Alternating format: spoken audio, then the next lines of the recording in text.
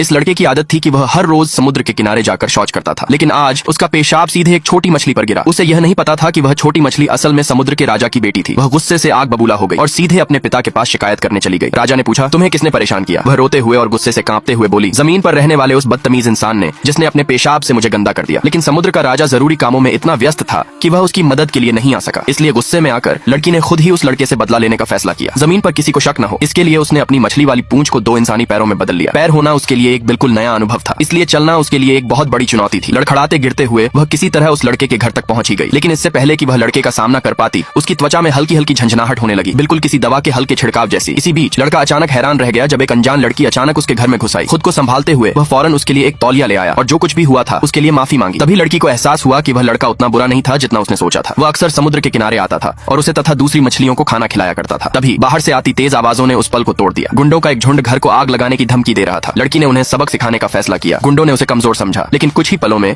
उसने एक एक करके उन सबको ढेर कर दिया। उन्होंने कितनी भी कोशिश क्यों न की हो, वे उसके एक भी वार का सामना नहीं कर पाए। ये सब अपनी आंखों से देखकर लड़का इतना डर गया कि डर के मारे उसका पेशाब ही निकल गया और वह घुटनों के बल बैठकर उससे विनती करने लगा कि वह उसे अपना शिष्य बना ले। इससे पहले कि लड़की कोई जवाब दे पाती, बाहर और भी ज्यादा अफरा तफरी मच गई। जब वे दोनों भागकर बाहर आए तो उन्होंने देखा कि एक बड़ा मालवाहक जहाज कार्गो शिप एक भंवर में फंसा हुआ है और डूबने ही वाला है। बिना कुछ सोचे समझे लड़का जहाज पर सवार लोगों को बचाने के लिए पानी में कूद गया। सबने उसे रोकने की कोशिश की, लेकिन उसने किसी की एक न सुनी। जैसे ही वह पानी में कूदा, वह फौरन डूबने लगा। इसलिए उसकी जान बचाने के लिए लड़की भी उसके पीछे पानी में कूद गई।